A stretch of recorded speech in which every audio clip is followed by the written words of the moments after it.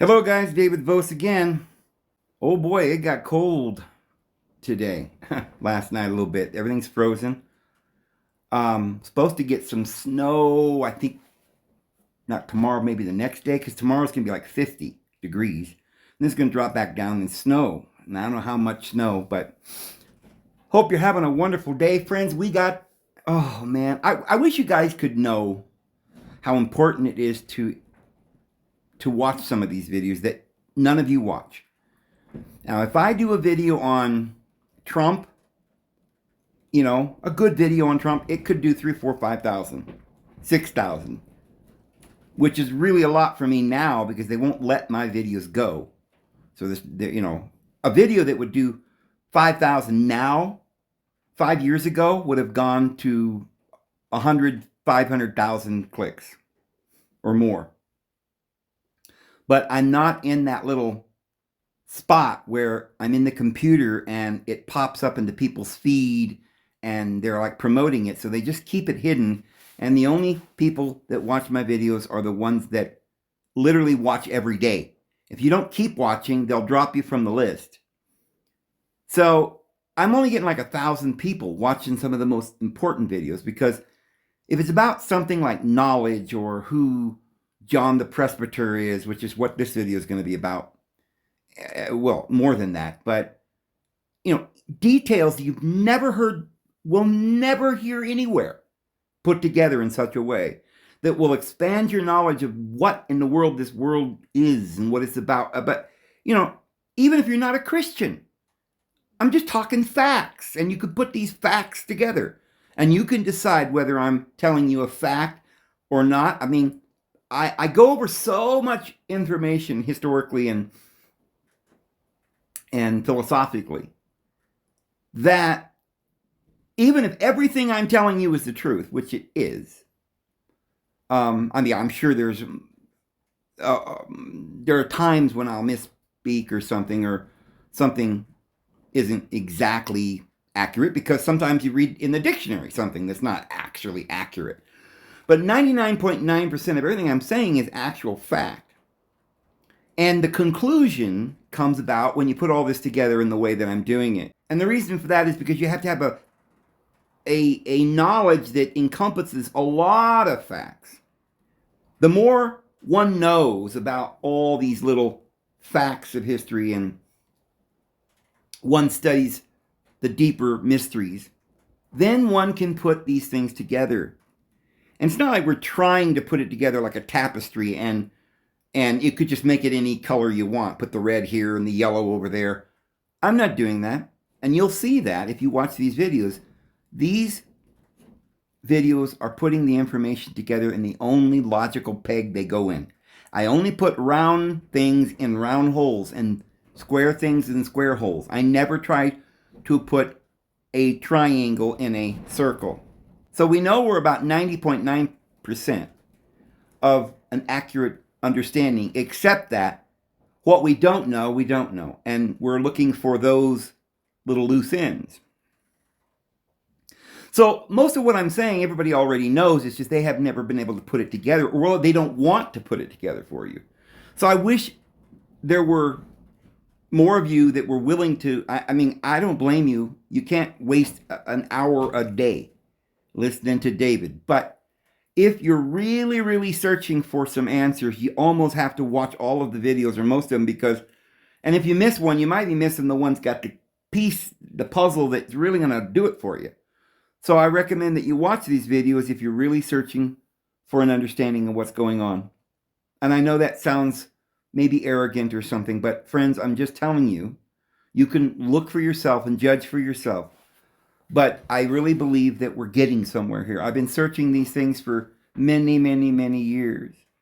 And I had the privilege of having some kind of background that gave me an understanding of the Bible, and also gave me some ability. Maybe it's an expansion of the brain. Maybe it was a desperation when I was young and I didn't know the truth, and I was losing my family and I was lost, and my little girl had no mommy, and I I had no family and I didn't know what to do, and I just spent hours in prayer and searching and reading. But something molded my mind at an early age so that I was desperate to find the truth. And when you are in that situation and you're sincere and you're searching for something, your mind, your innermost being is like a flame, right? And when that flame is burning, it is like there's incense on the flame. And that incense is your desire. And that desire rises up all the way unto our Heavenly Father. Now, I know that's a symbol. It doesn't actually, there is no actual flame, although I suppose there is some kind of electrical current. That's what our being is. It's like a flame.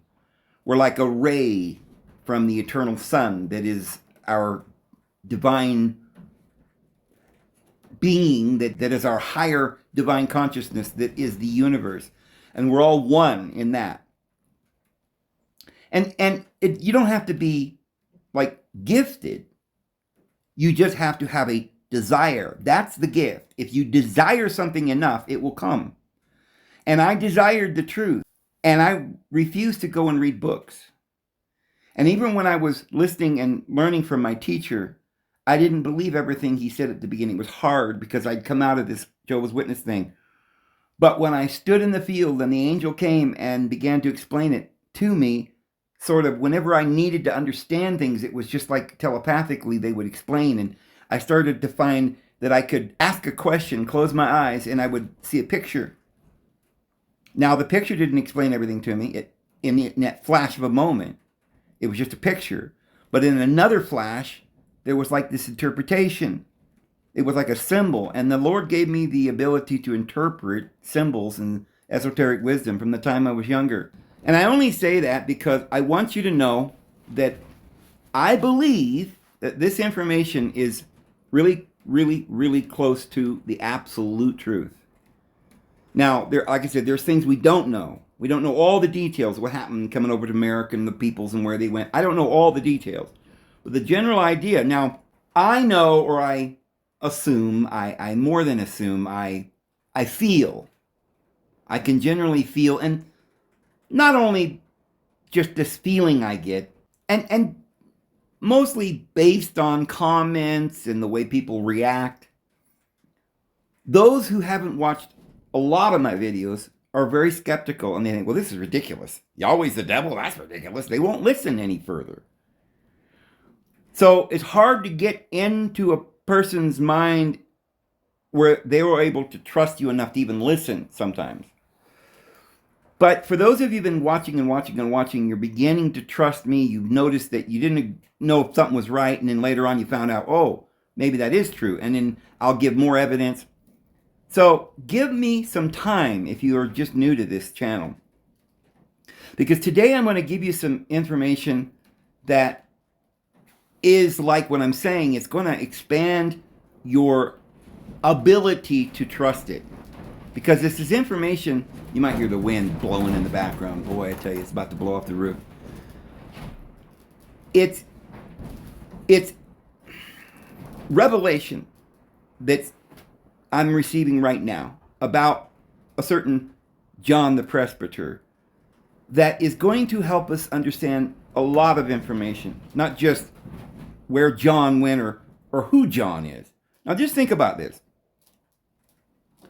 We already know, without me telling you or anyone else, you can just look it up, and some of you probably already know, there was a guy named John the Presbyter. This is what he's in history called.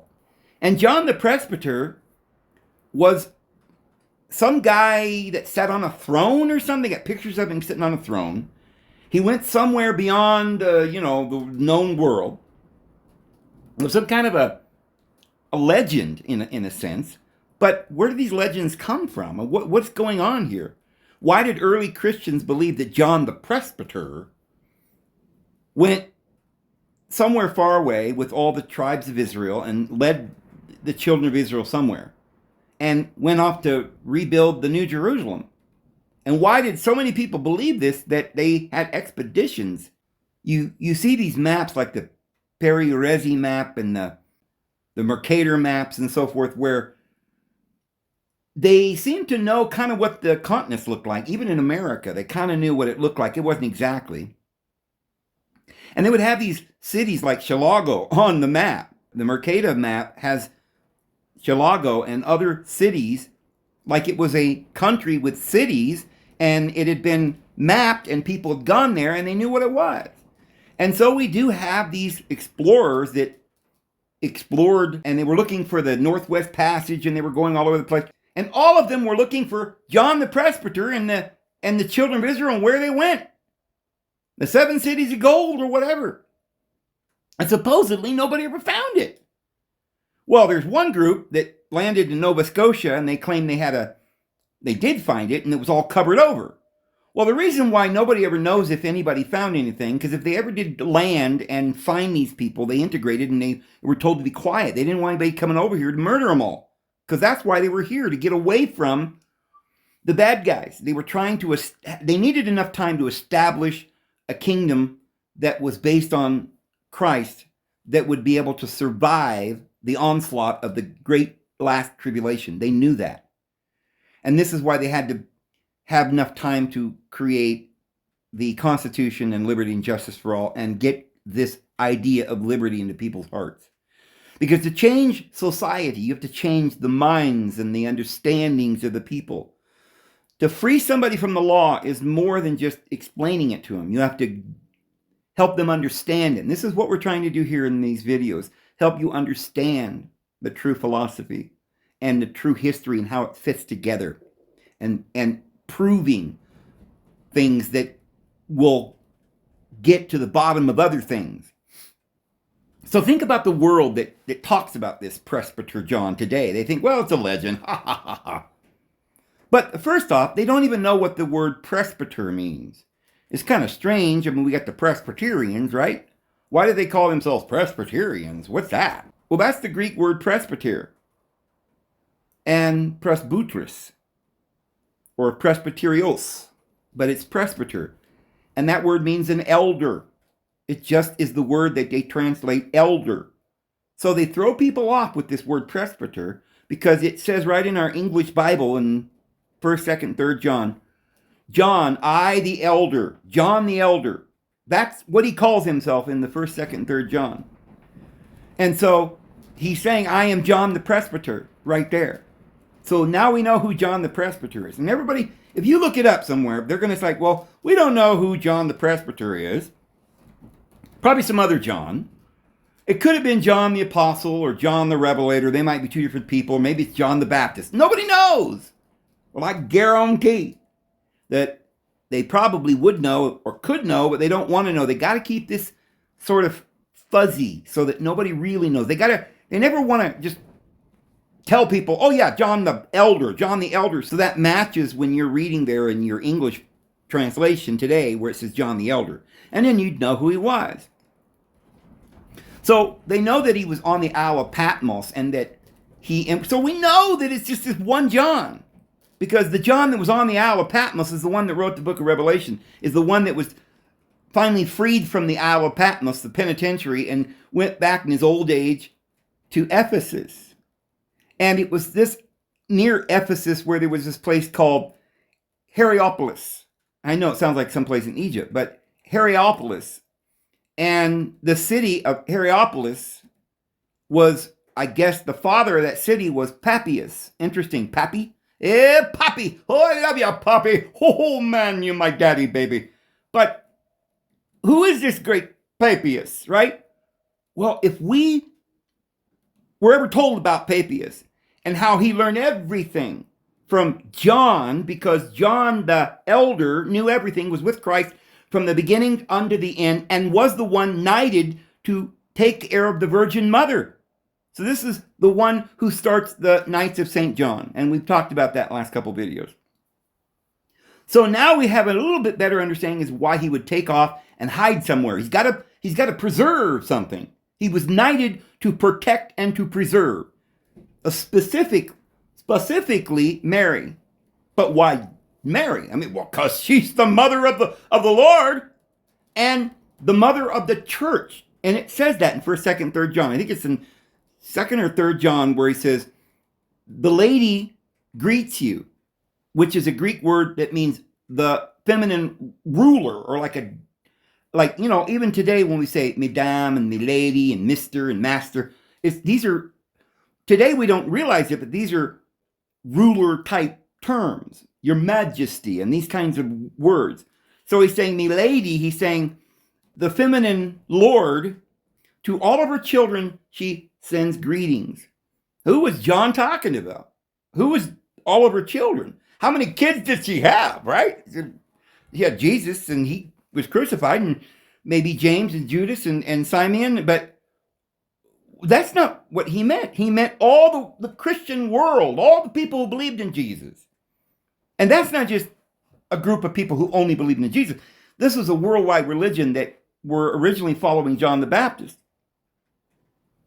That was, in the mystery schools. Because Elijah started the school of the prophets, which is a school just like any other mystery school, and was probably the head of all the schools. Except, before Elijah's time, it was a school that was sent down or handed down from Enoch there at the Great Pyramid, and Heliopolis was where this original Jerusalem was. But see, I say a lot of these kinds of things because I've already explained all this in so many other videos. That's why you'd have to watch a lot of the videos to understand what I'm saying, because I ain't got time to prove all that right now.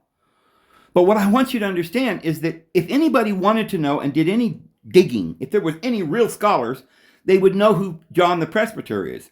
And they would ask the question, who's Papias of Areopolis?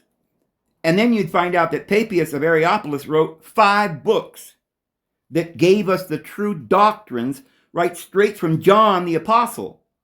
And he set it down, what they were teaching, what the apostles were actually teaching. There would be no ambiguity. And if we had this information, we would be able to know where to go, like knowing where the water or the well is when we're thirsty. If you don't know where it is, you could die of thirst. But if you know where it is, you can go there and find it and drink. So the term presbyter means an elder, and so John the Presbyter means John the Elder. Now, this is a website that I've been to a few times. It's usually interesting.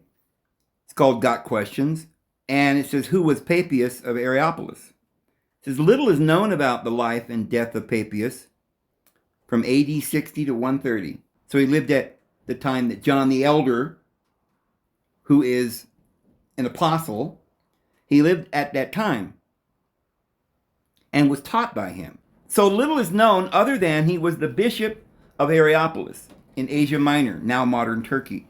So right by Ephesus, where we know that John went.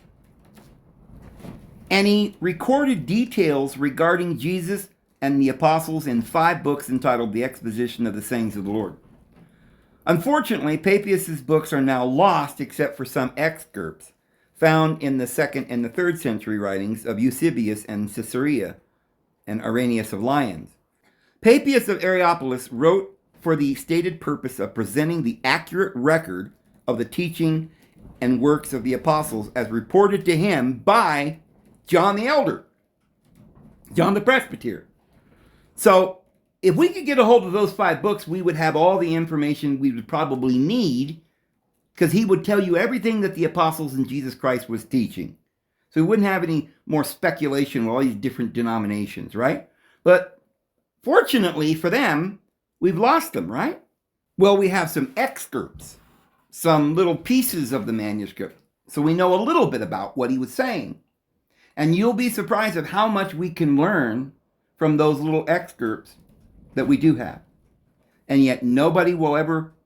Have you ever been to a Christian church and said, oh yeah, we follow what the apostles say and believe? And we know that because John literally was the last apostle standing and handed that information on to a man named Papias, the Papa, who wrote it down in 5 books, just like the books of Torah. It's the instructions from the apostles.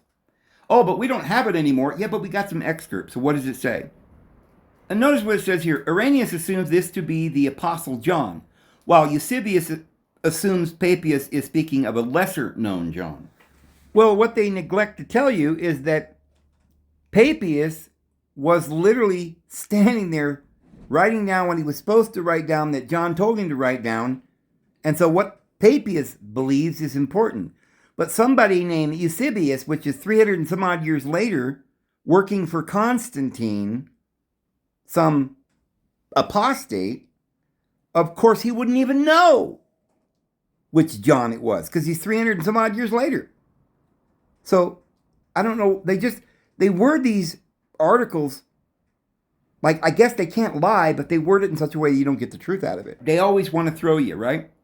It is from Papias that we learned that Mark's gospel is based on the preaching of Peter. Okay, we learned something already. Mark's gospel was based on the preaching of Peter. I've already told you that in several videos that we've been watching where we talk about Mark was the first one to write the gospel and got it right straight from Peter. Well, we also got the teachings of Papias that got it directly from John.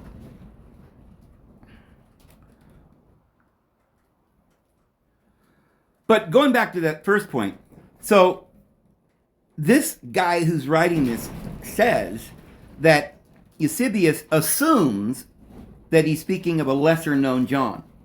Now, wait a minute. We've already found out that it's all the knowledge and the teachings of Jesus and the apostles. You would only get that information from an apostle. So there was only one apostle, John. And by the way, there's only one John that was in Ephesus, which was just a few miles from Areopolis.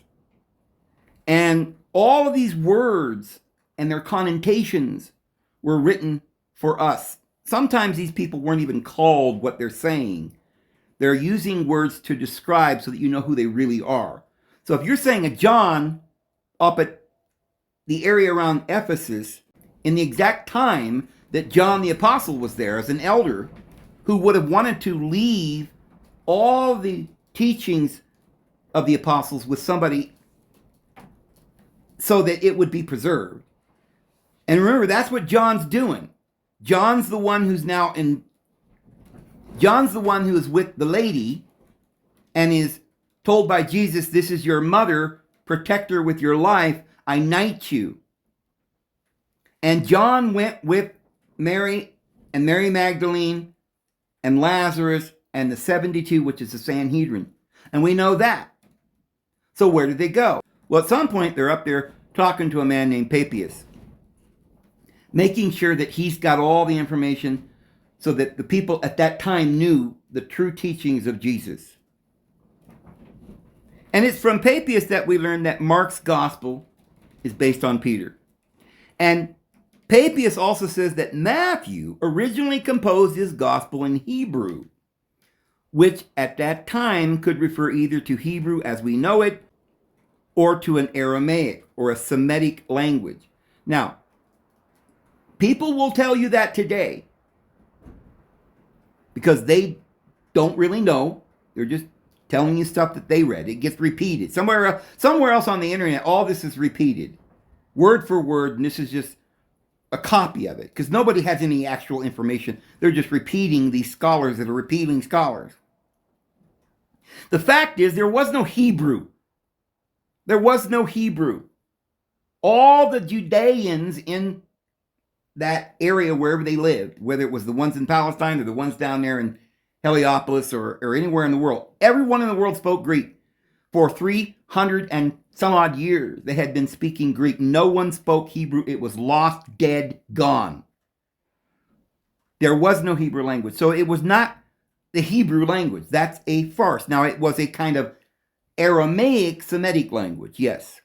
But notice it says a Semitic language spoken in Israel at the time of Christ. Well, that makes it sound like everybody in Israel spoke some kind of Hebrew, or maybe a little bit different, like a kind of an Aramaic Hebrew. And that's not true either. All of them spoke Greek. There was a handful of people way up in the Syria area that spoke some kind of Semitic language, because it was a Persian language. Because before the world spoke Greek for 300 years, they spoke the language of Persia for 200 years. When the Persian Empire took over. So there were still people in far-flung areas up in Syria and Iraq that spoke some kind of Aramaic Persian. Was not Hebrew. So they just don't know this information. But in Palestine, if there were any people that were speaking this Aramaic, it wouldn't have been some sacred Hebrew, because it was just Aramaic or Semitic. And they were only speaking it because they were coming down to Jerusalem to the festivals, but they were from Syria or Iraq or something.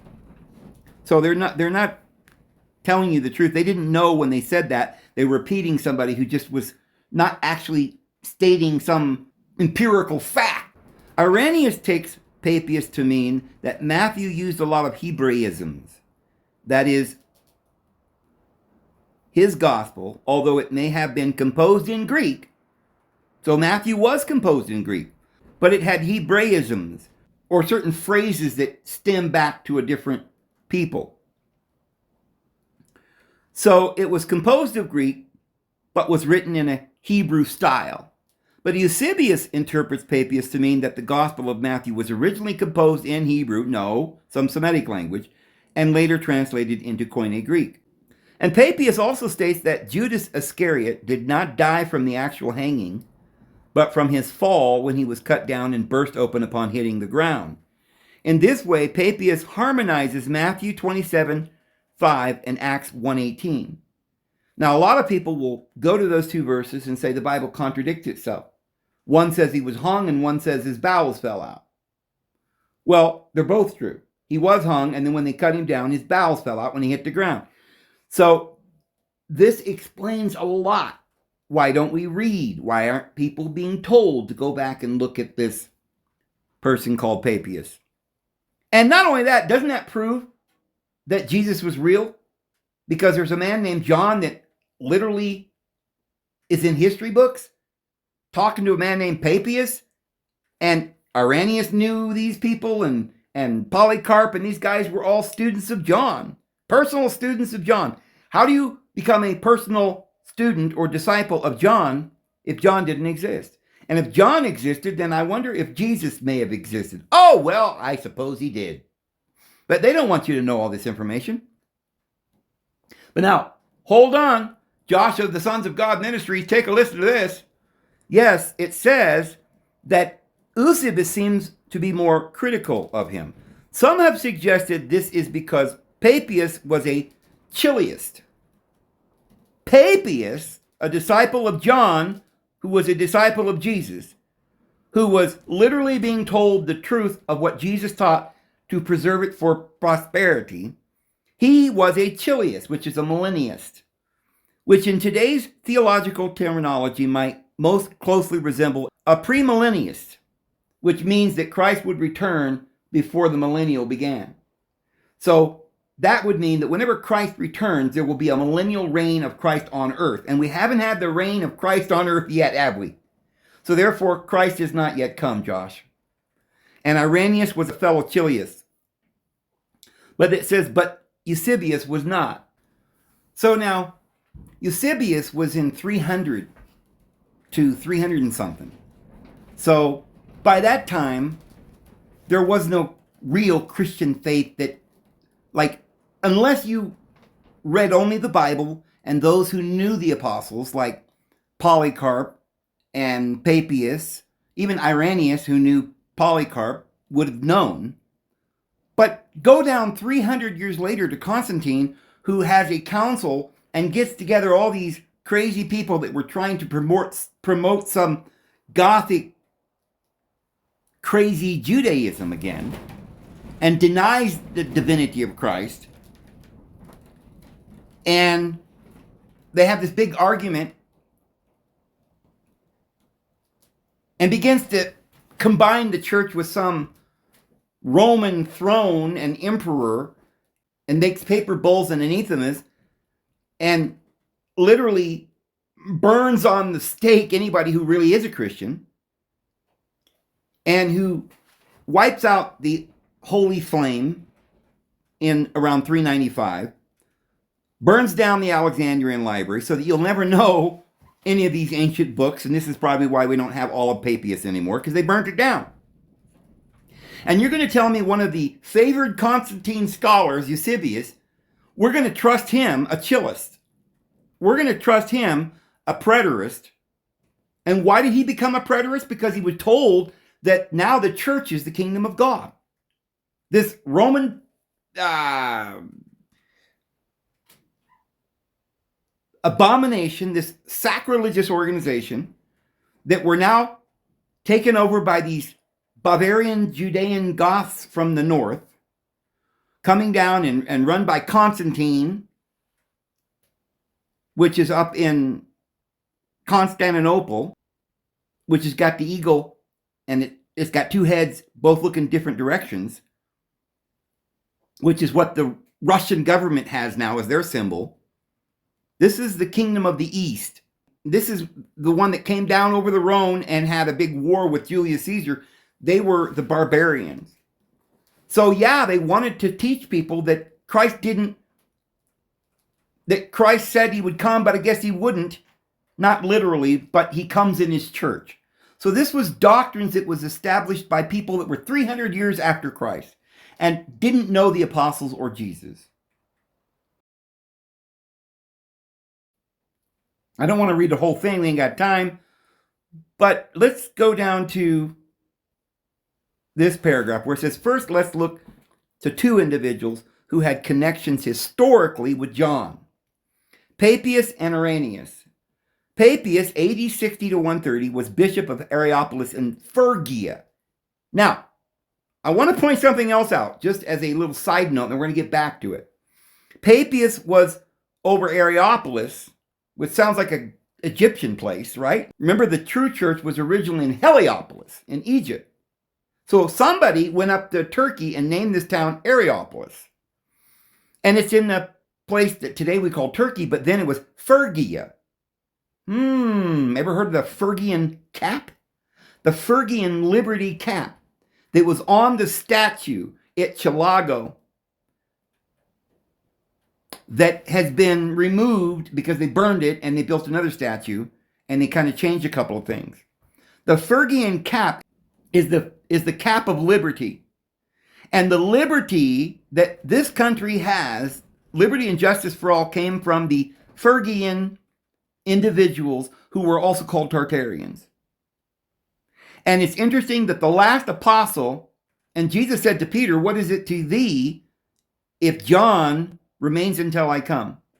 In other words, whatever that means, either he's the last apostle and leads the people to a place where Christ can return, or is going to live for 2,000 years himself, or be reincarnated and end up in the latter days.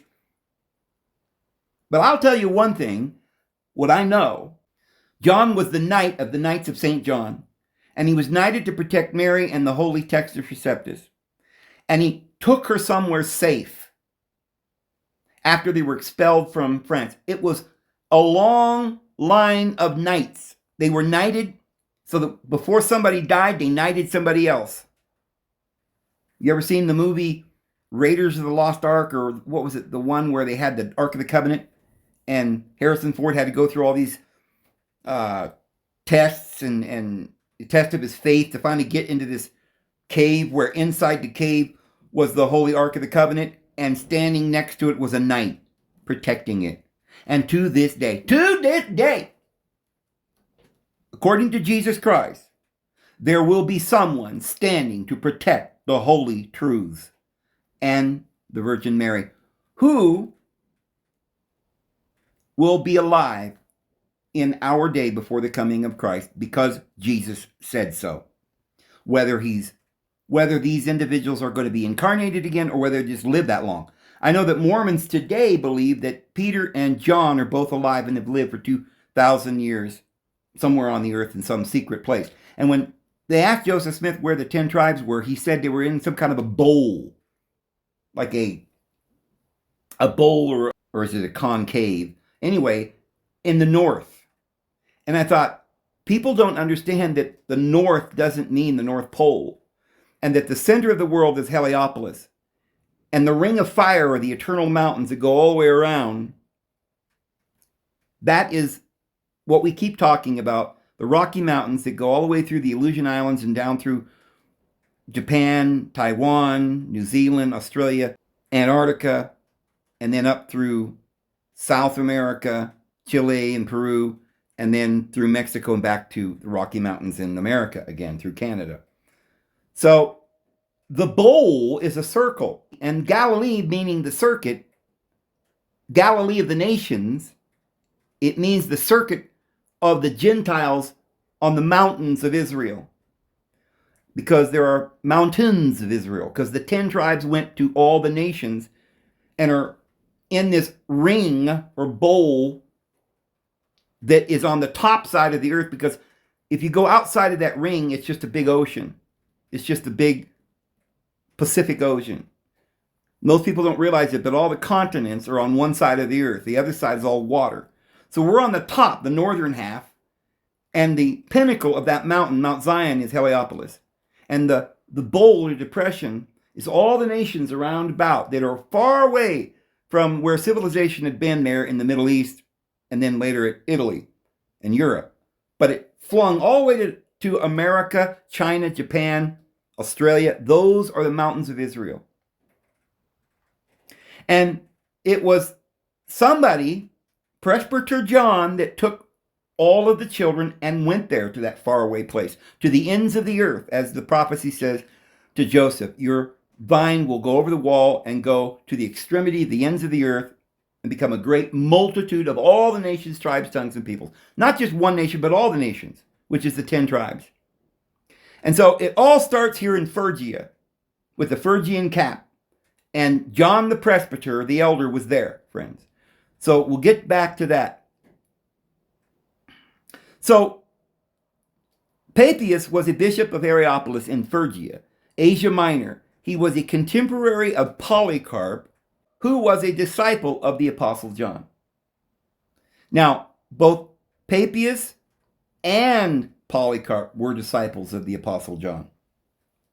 And they lived in John's time. And what did they believe? Because then we'll know what John believed, and then we'll know what Jesus believed. According to Martin Erdmann, Papias represented a Hellenistic premillennial tradition which had its antecedents in Palestine. The millennial controversy in the early church. Papias' dependence on the oral teachings of the apostles. Papias depended on the oral teachings of the apostles themselves and the elders, and it's been documented by both Irenaeus and Eusebius. Even Eusebius, 300 years later, knew that Papias was a disciple of John and knew everything and was a disciple, and what he was writing was the teachings of John, the true teachings. So Eusebius points out that Papias received doctrines of the faith, quote, that came from the friends, quote, of the 12 apostles. And Eusebius also says of Papias, it is worthwhile observing here that the name John is twice enumerated by him. The first one he mentions in connection with Peter and James and Matthew and the rest of the apostles, clearly meaning the evangelists. Papias thus saw himself as possessing the teachings of the apostles. Papias saw himself. Well, he didn't just see himself. He was told by John, I'm telling you the gospel. I'm telling you the teachings of the elders and the apostles in Jesus Christ. That I want you to write down and hand it on, so we can keep this straight. And Papias, of whom we are now speaking, confesses that he received the words of the apostles from these that followed them. Irenaeus also refers to Papias as a hearer of John. He spoke and heard John and learned from John the apostle. It appears that Papias had close connections with the apostles, and John in particular. So did Papias hold a particular millennial view? He did. Papias was a premillennialist. Eusebius records that Papias believed things that came to him from unwritten tradition and teachings of the Savior. Among these beliefs were that there will be a millennial after the resurrection of the dead. I ain't seen no resurrection of the dead yet, guys. When the kingdom of Christ will be set up in a material form on this earth. I ain't seen that happen yet. Thus, with Papias, we have a case of a Christian who had close access to John the Apostle and was convinced that the kingdom of Christ was future. and earthly. Next, Irenaeus, 130 to 202. So he probably could have either known John or was a disciple of one of John's disciples. We find out that he's a disciple of Polycarp, who was a disciple of John. So he had a direct line of information and wasn't all the way down 300 years later trying to teach false gospels because he wants to create some kind of a evil, wicked, abominable church and claim that now the church is the kingdom of Christ. He was born in Asia Minor, later became the bishop of Lyon, and as a youth, Irenaeus had listened to Polycarp, who likely had personal contact with John and other apostles. Irenaeus was not as directly associated with John as Papias, because Papias knew John personally and all the other apostles. But according to some of the other church fathers, we know that Polycarp was a direct student of John. And so if Irenaeus was a student of Polycarp, he must have been taught accurately. So the historical connection through Polycarp is still significant. Irenaeus knew someone who knew the Apostle John. As with Papias, Irenaeus was also a strong believer in premillennialism. In fact, premillennialism was a major weapon in Irenaeus' battle against Gnosticism and its unbiblical dualism between matter and spirit. Irenaeus used premillennialism and the idea of a kingdom, earthly kingdom, to fight the Gnostic view that matter was evil and that deity was not interested in redeeming the earth. He was interested in redeeming the earth, restore paradise. Erdemann points out that the book Adversus Heresies, Against Heresies, is also one of the most important sources of the millennial exposition in the ante-Nicene literature. So with the cases of Papias and Irenaeus, we have two people who had a historical connection with John the Apostle and who strongly affirm premillennialism. Is it likely that these two men were simply wrong about the millennium? Is it probable that they misunderstood John? We think not. It is more likely that they held to a premillennialism because John himself taught this view. Well, we know that because that's what Papias was doing, was writing the actual teachings directly handed down by John the Apostle.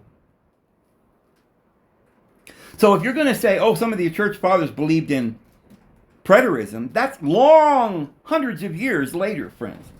They're not even worthy of being called church fathers if they're 300 years later and they're promoting some Constantine. So enough of that. But real quick before we move on, I want to point out something we just tentatively said. What does this word Papias mean? Because it's probably not even his real name, because they weren't so concerned when they were writing these individual books and so forth that would be handed down to our day to preserve these truths. They weren't necessarily interested in whether or not we knew their name. They wanted you to understand that the person writing this book was somebody that you needed to listen to. So it describes something. So the word Papias refers to the early church father, derived from the Greek word papas, which means father, or guide. Now, I don't know why they say or guide, but they keep saying this. Wherever you look this up, they say it means a guide. Well, aren't we saying then that the book, that the 5 books that Papias wrote were the guide, were the instructions, like the 5 books of Torah. And they were given to us as the guide, as the truth, directly from the Apostle John, who was the last apostle standing. And then before he died, he handed on these absolute truths, not speculation, absolute truth to the guide, to the father, Papias, essentially signifying a leader or someone who provides guidance. Therefore, Papias could be interpreted as the guide or the father figure. So there you go. Now, the other thing I wanted to point out here to start with is you say, well, we don't know, we have no knowledge, we don't know where John the Presbyter went. That's only legend, Dave. And we don't know anything about this Mary and him becoming a knight and protecting Mary. Yeah, we do. We have the knowledge right there in the verses of the Bible. So look at John 19:27, and we'll go to just the King James, because I know a lot of you like that version. And then saith he, Jesus, to the disciple, which was John, behold thy mother. And from that hour, that disciple, John, the elder, the presbyter, took her unto his own home. So John the elder, the presbyter, took Mary with him to his own home. Now, where was John? Well, when he died, he was up there in Phrygia, where the Liberty Cap was. Remember, I keep telling you guys that Liberty Cap was worn by Mary? That statue is Mary? Well, now you know why. Because it came from the people, the father, the guide, who wrote down all this truth and learned it from John the Presbyter and Mary, the mother of the Lord. And also Mary Magdalene was there. And all the 72 and the Sanhedrin and all the apostles. Now, where did they go from there? We know that Mary was with John and he was protecting her in his own household. And by the way, guys, John, at the time that he was teaching, he was about to pass away. We know that John lived to be over 100 years old. And we know that Jesus was probably about the same age. I mean, they were young men, 30 years old, 20, 30. I know John could have been a young man like 20. He could have been 30. But Mary gave birth to Jesus. So she probably was a young woman when she gave birth to Jesus, maybe 15 to 20 years old. So this means that however old John was, over 100, Mary, the mother of the Lord, was 120 or some odd years old at this time. So, I'm just saying, that's pretty old. Now, this tells us then that John was over 100 years old, probably quite a bit over 100, and we don't know the exact age. And that Mary must have been way over 100 years old. Now, look what this says here in Quora. I read it from here because they put it better than I could put it. It says, what evidence do we have that John the Presbyter, the elder with Mary, what evidence do we have that they ever died? And this person says, none. There is also no evidence that he died at all. Only mere speculation. Isn't it interesting that we have the tradition of how each of the apostles died? Their martyrdom. Peter was hung upside down. James was thrown off the pinnacle of the temple. And we hear the stories of individuals and how they were purported to have died. But there is no evidence, there is no written records or traditions of John dying, ever.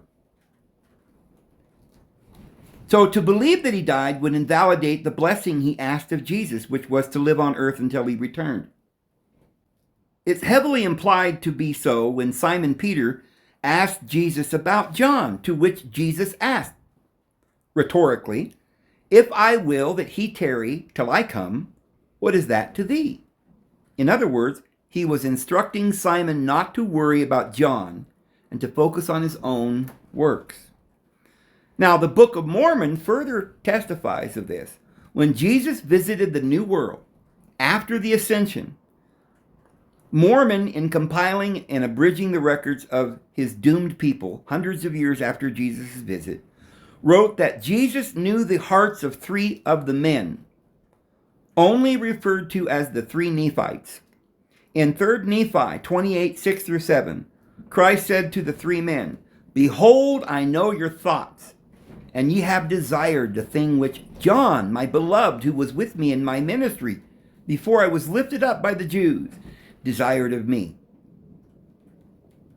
So he's saying to these 3 Nephites, I know your hearts, and I know you want to remain until I come, like I told John he could do.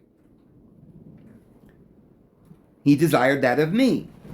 Therefore, more blessed are ye, for ye shall never taste of death. Now we know exactly from the words of Jesus what he meant when he told John, "You'll tarry until I come." It means he will not taste of death. Now, does that mean he's sort of translated up into a heavenly realm and then comes back from time to time in the flesh? Or does it mean he lives somewhere in the earth somewhere? We're not sure. But it means he never tasted of death. Remember Enoch that was taken to heaven and never tasted of death? Oh, well, what does that mean?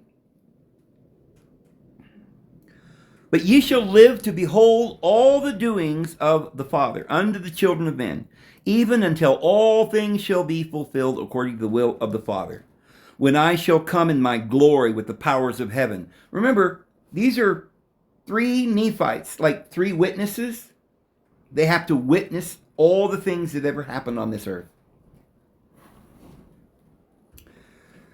When I shall come in my glory with the powers of heaven. Jesus continues to say that at the second coming, their mortal bodies will be transformed into immortal ones in the twinkling of an eye, which again verifies the idea that the last generation of individuals on this earth, which I believe we're in, the 144,000, will be changed in the twinkling of an eye, meaning that at some point we'll now be immortal. We're going to be transformed from mortal to immortality. The 144,000 will be immortal during the millennial. Since physical death is the separation of the spirit from the body, and thus an immortal body makes the spirit inseparably from it, Mormon wrote that he would have written down the names of the 3 men, but was prohibited by deity to do so. John is still on earth in secret until the return of Christ. Sources saying he died around 98, 99 is pure speculation that cannot be proven. Isn't that interesting, friends? So if you do believe in the Book of Mormon, which I know some of you don't, but if you do, then you have to believe that John was alive on this earth for 2,000 years. Somewhere in his mortal existence. And there are these other 3 Nephites that also are continually alive. Now, we don't know exactly what this means. Now, here's where it gets good. Prester John. Prester John was a mythical Christian. Well, they say mythical, okay? But you're going to see that there's more historical evidence for Prester John leading his people, and probably with Mary in tow and the rest of the Sanhedrin, all the way over to China, and then to Ethiopia, and then to America. But, of course, they don't want you to know this, so they're going to tell you the history, but they'll just constantly be telling you, but this is just some fantasy. That's a novel. Well, why would people get fleets of ships and sail all around the world and get letters from the Pope and all this, documentation just because of some kind of imaginative hallucination? You'll see what I mean. A mythical Christian patriarch, presbyter, and king. Stories popular in Europe in the 12th... stories, right? Not history. Kind of like Arthur the Round Table is just a story, right? And the prince that saves the queen or the princess, whose name is Percival, which is based on Pierre Valdez or Peter Waldo. He was an historical figure, friends. They wrote these novels because they were stories that were oral traditions. And later on, somebody came along and got the tradition and wrote it down. There's nothing fanciful about a king who sat at a round table and who had a prince with a sword that was magical. I mean, our Bible has magical details, but we still believe in it. So it says, stories popular in Europe in the 12th and the 17th centuries told of a Nestorian patriarch and king who was said to rule over a Christian nation, lost amid the pagans and the Muslims in the Orient. The accounts were often embellished with various tropes of medieval popular fantasy. See, they got to throw in all this fantasy and tropes and all these words, but they can't just tell you the history. They just told you the story or the history. It would sound like it was real, but they got to throw in, oh, but this is a trope. So it depicted Prester John as a descendant of the three magi, ruling a kingdom full of riches, marvels, and strange creatures. It's interesting, a descendant of the three magi, because the Vose or the Vox of the Valdo line in heraldry goes back to one of the three wise men, which his name was Belteshazzar, which is just a title. Bel is the deity and Zar is the king. Belteshazzar, I don't know exactly the correct interpretation of that, but he's one of the three magi. And the lineal descendant then of Belteshazzar was one of the Jewish kings. A line of the, Meshach, Shadrach, and Abednego were all Jews of the line of Perez. So there's some truth to this three magi lineage thing. And they ruled a kingdom full of riches, marvels, and strange creatures. There's a Prester John sitting on some throne in Ethiopia. Now, it's interesting, Presti. Does that sound like any other word you've ever heard? We've already said that Presbyterian or presbytos means the elder. But one of the variations of presbyter is priest. And the word priest today, nobody knows what it means, but it means an elder. So the priests of the Levites were elders. They were always elders. They were grouped in 50s. And so a priest is an elder and nothing more, nothing less. Every community has elders, and they are the supposed priests, or the ones you listen to, the wise ones, but they're just elders, friends. And so at first, Prester John was imagined to reside in India. Tales of the Nestorian Christians. See, they could never imagine that maybe he went to India, and then he went to Ethiopia, and then he went to America. Because in actual fact, we will see the timetable and how this all graduates. There's no question. It's not like, oh, he was over here, he was over there. Couldn't be true then. Well, he was leading the children of Israel to the mountains of Israel. And he colonized every nation on the face of the earth, John did. You'll see what we're talking about here.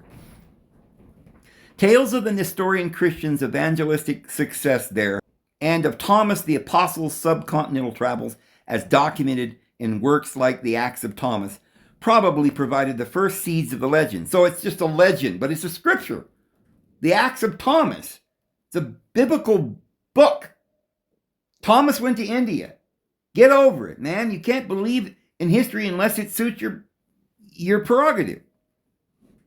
So, after the coming of the Mongols to the Western world, accounts placed the king in Central Asia.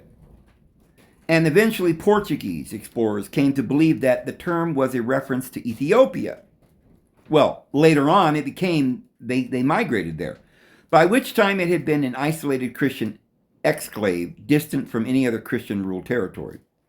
Though its immediate genesis is unclear, officially the origin of the legend of Prester John originates from the letter that the Byzantine Emperor Manuel Komnenos received in 1165. Now, notice the date, 1165. Remember that Mary was originally in France, right? Mary and the 72, they were in France until around 1165. That's when they did the Waldensian Inquisition and drove them out. And it's at that time they went east, led by John the Presbyter, who was also probably related to Waldo because they both have the same lineage back to one of the three wise men, or of a lineage of the Judean bloodline. Now, that could be the lineage of John. We certainly know the lineage of Jesus. Of course, Jesus had various branches of the lineage from Zerah and Perez of Judah. And of course, Mary had her own lineages and so forth. But there was a letter by the Byzantine emperor in 1165. The sender was John, Christian sovereign and Lord of Lords.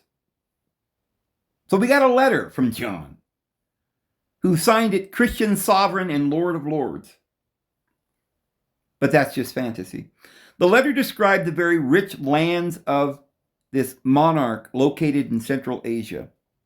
The king said he lived in an immense palace made of gems and gold, and said he governed a huge territory extending from Persia to China.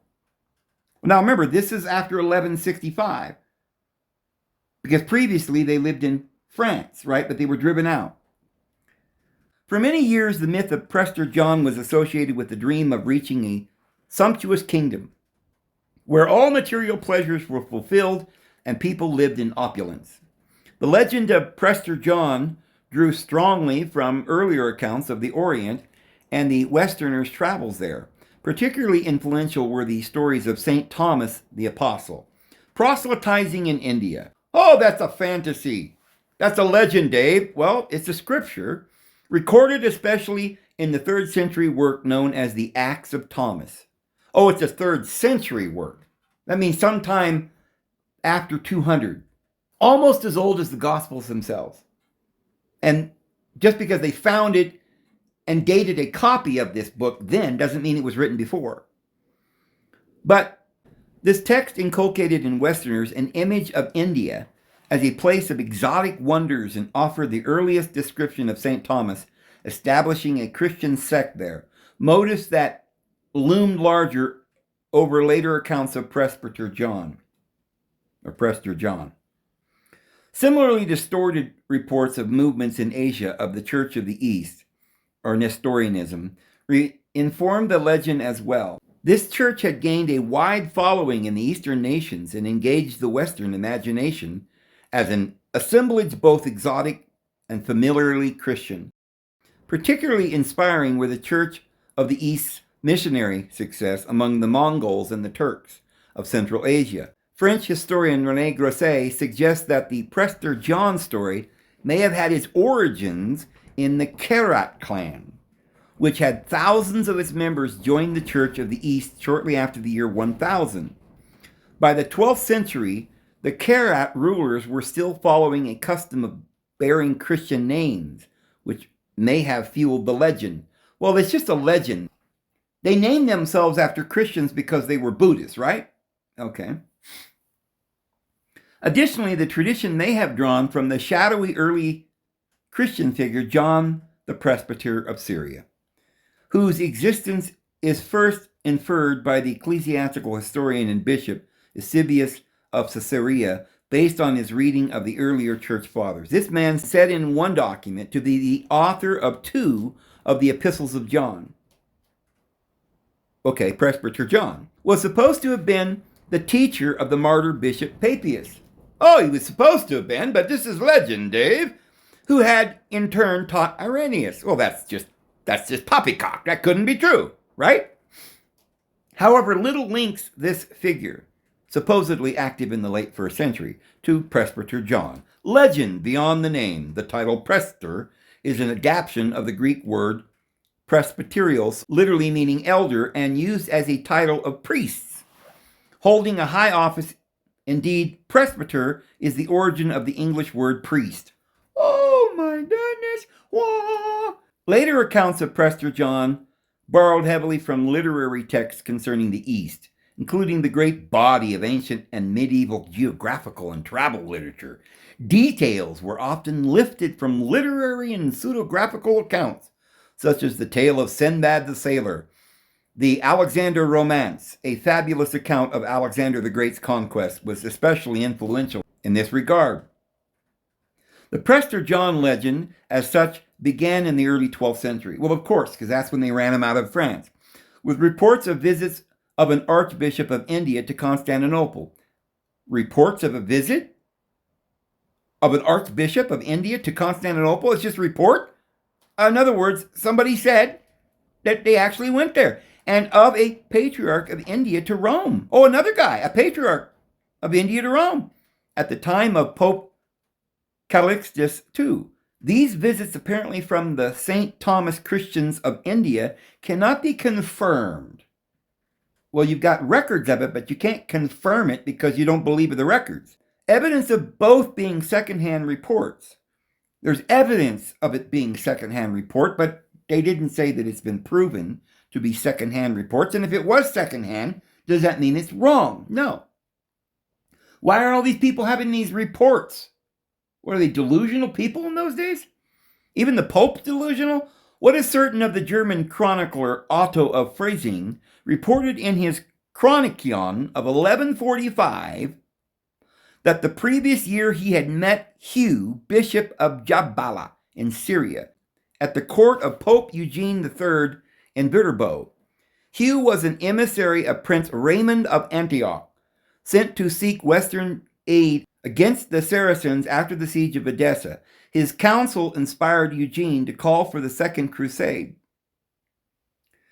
Hugh told Otto, in the presence of the Pope, that Prester John, a Nestorian Christian who served in the dual position of priest and king, had regained the city of Ecbatana from the brother monarchs of Media and Persia. The Samaradi, in a great battle not many years ago, afterwards Prester John allegedly set out for Jerusalem to rescue the Holy Land. But the swollen waters of the Tigris compelled him to return to his own country. His fabulous wealth was demonstrated by his emerald scepter, his holiness by his descent from the three magi. Robert Silverberg connects the account with historic events of 1141, when the Quara Kitai Khanate under Ulu Dashi defeated the Seljuk Turks in the Battle of Qatwan near Samarkand.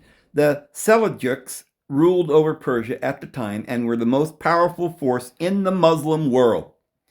The defeat at Samarkand weakened them substantially. The Quara Kitai at the time were Buddhists, not Christians.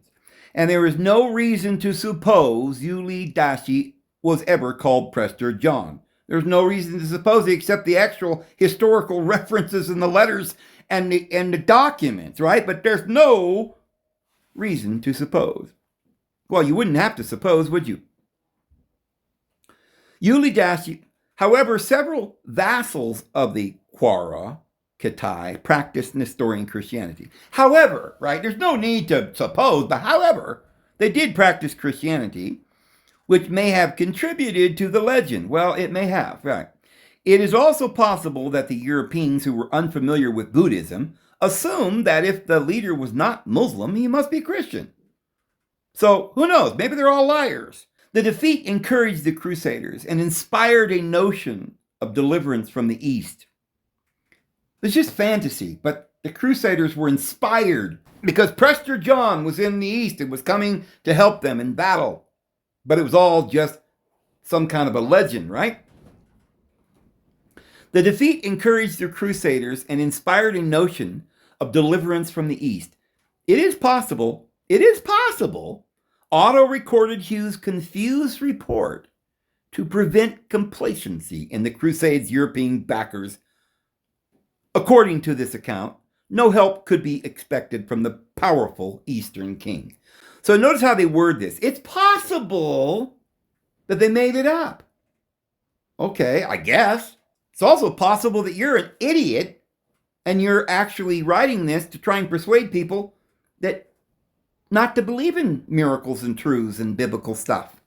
That you just want people to believe in some Silicon Valley takeover. I don't know.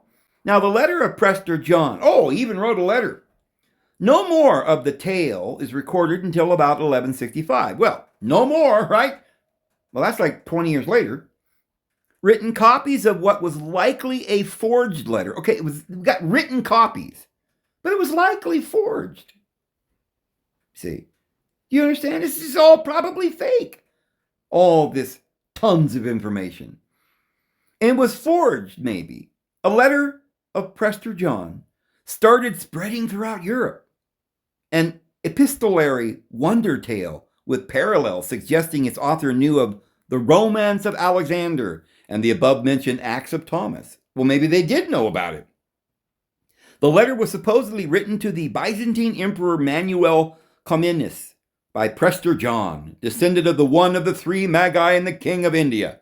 The many marvels of richness and magic it contained captured the imagination of the Europeans, and it was translated into numerous languages, including Hebrew. It circulated, well, probably that Semitic language that wasn't Hebrew, right? It circulated in ever more embellished form for centuries in manuscripts, examples of which still exist. Okay, these legends were circulating, just like these darn scriptures that keep getting copied, circulated, right? The invention of printing perpetuated the letter's popularity in printed form. The darn printing press, started printing these darn things everywhere, and then everybody knew about it, and then we had to, just tell everybody, don't you worry, it's just a legend, it ain't true. And nobody believed us, but, part of the letter's essence was that a lost kingdom of Nestorian Christians still existed in the vastness of Central Asia. The credence given to the report was such that Pope Alexander III, the Pope, sent a letter to Prester John via his physician Philip on September 27th, 1177. So now we got the Pope writing letters to this fictitious character that didn't exist. Nothing more is recorded of Philip, but it is most probable that he did not return with word from Prester John. So you see, we don't know, but it's probable that it was just a hoax and he didn't return with a letter. Well, maybe he did, right? Usually when you get a letter, oh, got a letter from the postman. You usually read it and then send a letter back, right? But get this. Are you ready for this? In modern times, textual analysis of the letter's variant Hebrew versions, or Semitic versions, has suggested an origin among the Jews of northern Italy or the Languedoc. Friends, have we talked about the Languedoc? Yeah, we have. And what is that? That's where Jesus and Mary and the 72 went on a boat to Marseille, France, and created the kingdom of the Languedoc. Several Italian words remained in the Hebrew text. At any rate, the letter's author was most likely a Westerner. So it may have came from the Languedoc because the Languedoc was in communication with Prester John in India and Thomas. The Mongol Empire. In 1221, Jacques de Vitry, Bishop of Acre, returned from the disastrous Fifth Crusade with good news. King David of India, the son or grandson of Prester John, had mobilized his armies against the Saracens. What? Now he's King David? So he's some guy named David, he's a king, and he's the son or the grandson of Prester John. He had already conquered Persia, then under the Khazarmanian Empire's control, and was moving on towards Baghdad as well. So some king named King David, son of John, was defeating in battle all these nations and was on his way to Baghdad. This descendant of the great king who had defeated the Seljuks in 1141 planned to reconquer and rebuild Jerusalem. So this wasn't some kind of a legend. This is actual fact. Controversial Soviet historian and ethnologist Lev Gumilev, Lev sounds like, Russian Jew, speculated that the much reduced Crusader kingdom of Jerusalem in the Levant resuscitated this legend in order to raise Christian hopes to persuade European monarchs who had lost interest by that time in getting involved in costly crusades. In a distant religion that was far removed from their own state of affairs, the Bishop of Acre was correct in thinking that a great king had conquered Persia. However, King David, as it turned out, was the Tigris Mongol ruler Genghis Khan. Oh, buddy, Genghis Khan, King David. The Mongols' empire rise gave Western Christians the opportunity to visit lands they had never seen before, and they set out in large numbers along the empire's secure roads. Belief that a lost Nestorian kingdom existed in the east, or that the Crusader states salvation depended on an alliance with the Eastern monarch, was one of the reasons for the numerous Christian ambassadors and missionaries sent to the Mongols. They were sending ambassadors to see Prester John. You think one of them would come back and say, he's not there? Evidently, they all came back and said, yeah, he's there, because he kept sending more. And these include Franciscan explorers Giovanni di Pian del Carpine in 1245 and William of Rubric in 1253. The link between Prester John and the Genghis Khan was elaborated upon at this time, as the Prester became identified with Genghis' foster father, Togrul, king of the Karaites, given the Jin title Ong Kong Togrul. Fairly truthful chroniclers, and explorers such as Marco Polo, well, he was fairly truthful, Well, Marco Polo, Crusader historian Jean de Joinville, and the Franciscan voyager Odoric of Protonon stripped Prester John of much of his otherworldly veneer, portraying him as a more realistic earthly monarch. So he existed, but he was just some earthly monarch.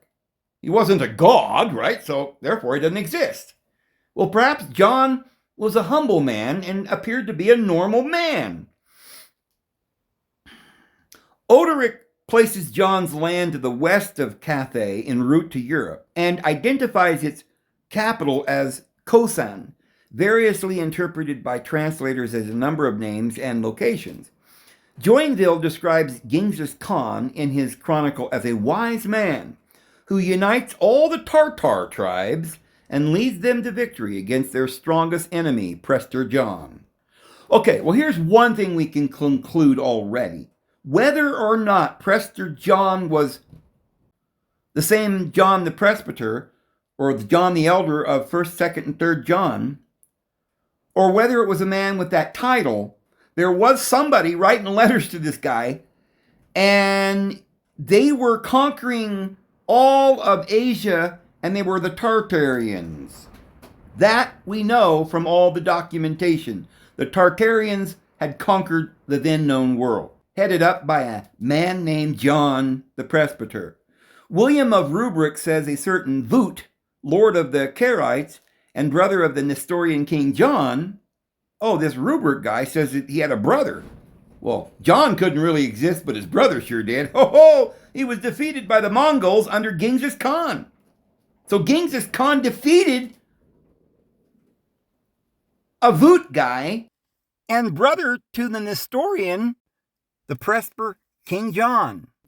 Well, isn't that why Jesus told John, this is your mother, and he took her to his home and protected her, because he knew that people would have swords and battles and would kill them all, and that's why they fled in the Waldensian Inquisition, and that's why they fled in the Spanish Inquisition, and that's why they went to India, and then they went to Ethiopia, and then they went to America, because that was the furthest place where nobody had known about it in Europe, and they didn't know about it, so they could get away. Yeah, because John probably wasn't trying to defeat anybody with a sword, but he was just trying to find a homeland or a place for his people to settle down, and they were defending themselves. That's it. And when they were coming in with all these armies of Genghis Khan, he had to go somewhere else. So they went to Ethiopia. So Genghis Khan made off with Voot's daughter and married her to his son, but that didn't happen. That's just legend. And their union produced Monki.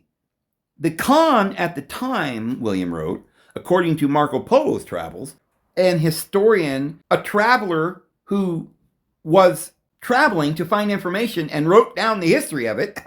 We can't believe that.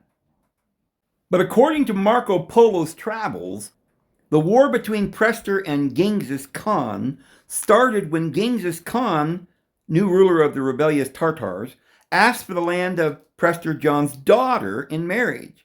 So they were kind of together, and Genghis Khan wanted to be the ruler, so he wanted Prester John, the king's daughter, and evidently Prester John says no, and they were the Tartarians.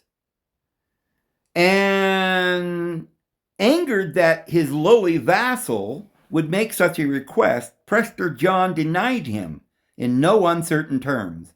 In the war that followed, Genghis Khan triumphed, and Prester John perished. I don't think so. That part I don't believe.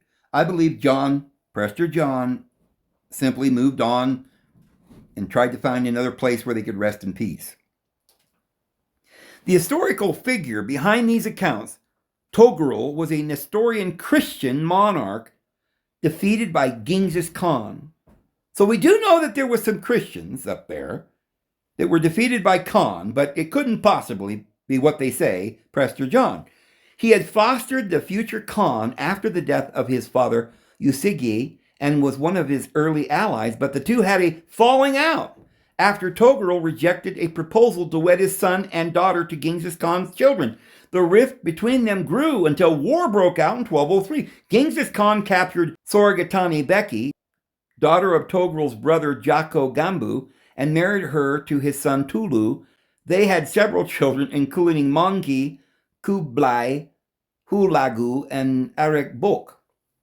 The major characteristic of Prester John tales from this period is the king's portrayal, not as an invincible hero, but merely one of many adversaries defeated by the Mongols. So it couldn't possibly be true. As the Mongol Empire collapsed, Europeans began to shift away from the idea that Prester John had ever really been a Central Asian king. At any rate, they had little hope of finding him there, as travel in the region became dangerous without the security of the empire had provided. In works such as so in other words, before Prester John ends up leaving there, he was so powerful, he was stabbing off Genghis Khan and all of his armies. And in fact, what they're saying is that Prester John was ruling over all the people that eventually was taken over by Genghis Khan. So, because he wanted to marry his daughter or whatever. But Prester John was definitely somebody who was over there, according to Genghis Khan and Marco Polo and all the rest. In works such as the Travels of Sir John Mandeville, a Historia Trium Regum by John of Heidelsham, Prester John's domain tends to regain its fantastic aspect and finds itself located not on the steppes of Central Asia, but now it's back in India proper, or some other exotic locale. Wolfram von Escoban tied the history of Prester John to the Holy Grail legend of his poem, Parsifal. Okay, there's that Parsifal that I was telling you about, which is Peter Valdez or Peter Waldo, back there in France, in which the Prester is son of the Grail Maiden and the Saracen king Firfitz. So we're back to the Holy Grail again. A theory was put forward by the Russian scholar Braun in 1876, who suggested that Prester John might be found among the kings of Georgia, which at the time of the Crusades experienced military resurgence, challenging the Muslim power. However, this theory, though regarded with certain indulgence by Henry Yule and some modern Georgian historians, was summarily dismissed by Frederick Zarnik. The connection with Georgia is unlikely, considering the country was Orthodox rather than Nestorian, and due to the fact that it and its predecessor states, Colchis, Lazca, and Iberia, were well known and documented at the time, with episcopoi of Cartelli having regular epistolary conversions with bishops of Rome. Say that 3 times real fast in a row. Okay, on to Ethiopia. Prester John had been considered the ruler of India since the legend's beginning, but India was a vague concept to the medieval Europeans. Writers often spoke of the 3 Indias, and lacking any real knowledge of the Indian Ocean, they sometimes considered Ethiopia one of the 3. Westerners knew that Ethiopia was a powerful Christian nation, but contact had been sporadic since the rise of Islam. No Prester John was to be found in Asia, so Europeans began to suggest that the legend was a reference to some Christian kingdom of Ethiopia. Evidence has suggested that locating Prester John's kingdom in Ethiopia entered the collective consciousness around 1250. All right, Marco Polo had discussed Ethiopia as a magnificent Christian land, and Orthodox Christians had a legend that the nation would one day rise up and invade Arabia. But they did not place Prester John there. In 1306, 30 Ethiopian ambassadors from Emperor Wedam Arad came to Europe, and Prester John was mentioned as the patriarch of their church in a record of their visit. So now Prester John is the patriarch of the church in Ethiopia. Another description of an African Prester John is in the Memorabilia Descriptia of Dominican missionary Jordanus around 1329. In discussing the Third India, Jordanus records a number of fanciful stories, they're fanciful of course, about the land and its king, whom he says Europeans called Prester John. And of course there is a picture of Prester John de la Indias, Prester John of the Indies, positioned in East Africa, which would be, Ethiopia, on the 16th century Spanish Portolian chart. So they made a chart and they wrote Prester John right into the map. All, the Mercator maps and all of these maps always had Prester John on there. This is not just some kind of legend. This is history. They were writing to the Pope. They were, Marco Polo, all these guys. Come on, guys. After this point, an African location became increasingly popular. Thus, this may have resulted from increasing ties between Europe and Africa, as 1428 saw the kings of the Aragon and Ethiopia actively negotiating the possibility of a strategic marriage between the two kingdoms. On the 7th of May, 1487, two Portuguese envoys, Pero de Covila and Alfonso de Paiva, were sent traveling secretly overland to gather information on a possible sea route to India, but also to inquire about Prester John. Everybody going on their trip, they got to know about Prester John, because they all knew that Prester John was out there. Covila managed to reach Ethiopia. Although well received, he was forbidden to depart.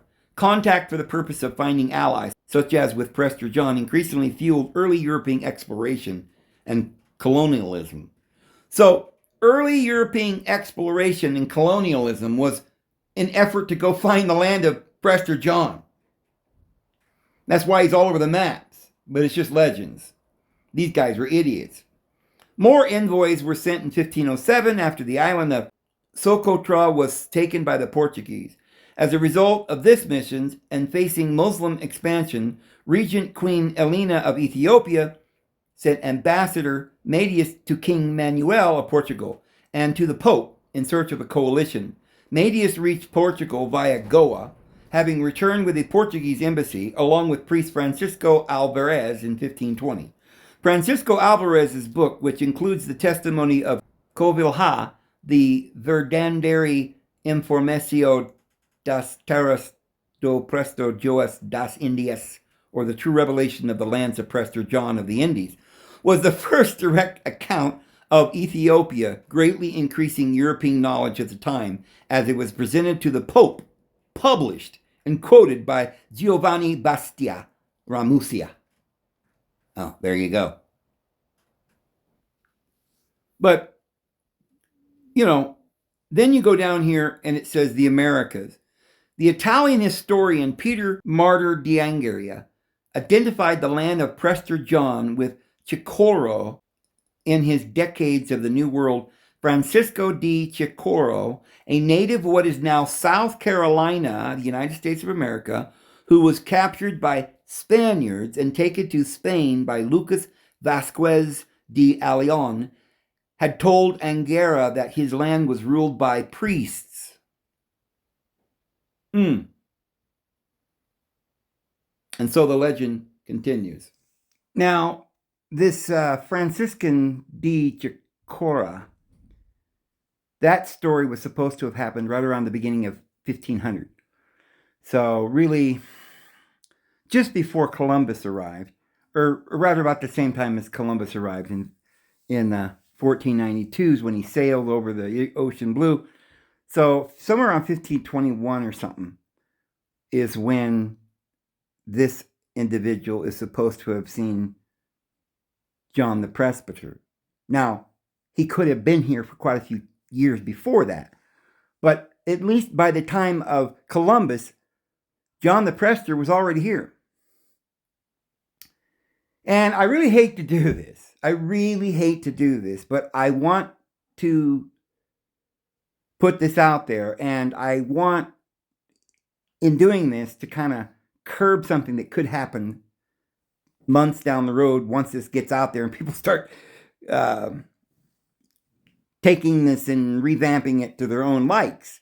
But somebody who believes in this millennial reign has already happened view might say that it did happen, and John the Presbyter was sitting on his throne reigning over the kingdom of Christ for some particular 1,000 years.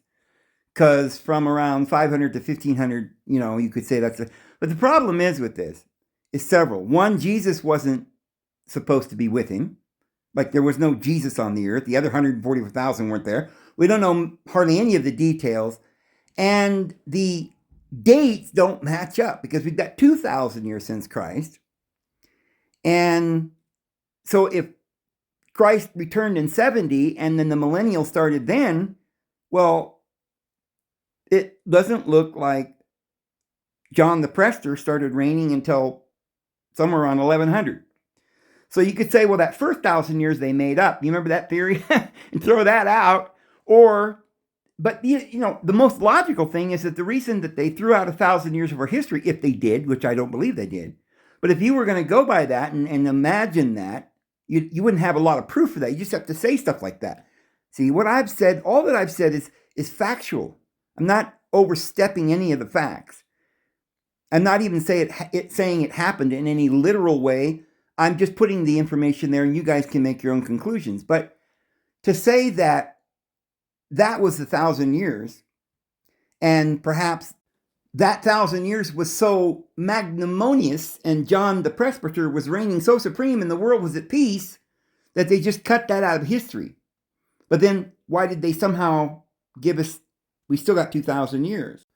So none of that makes any sense. You cannot harmonize any of this. It's just impossible because Prester John, if he was reigning in Asia, was run out by Genghis Khan, comes to America, here comes the Spanish, no peace for the widow's son, and then here come the Bavarians on their tail. So that cannot be the way it went down. The Bible does never indicate that we will not have any knowledge that the millennial had just occurred. And if it had just occurred, the earth would have been restored to salvation, righteousness. There would have been stories about the lamb lying down with the wolf and the lion eating straw like the bull and the desert blossoming as the road. None of that happened. And if you do the research and go back and look at the history, we have our history. And it's all there. We have a lot of historians that tell us what happened during those last 2,000 years. However, as Jesus said, you will remain until I come and protect the Holy Grail. And somebody must be somewhere in this world holding on to a very amazing pocket of information that will be revealed in its own due time. I'm going to leave it there. I went way over today, but I couldn't stop in the middle of this. I just wanted to give you the whole spiel. May the Lord bless you guys. May his peace and grace be with you. We'll see you tomorrow. Have a good one.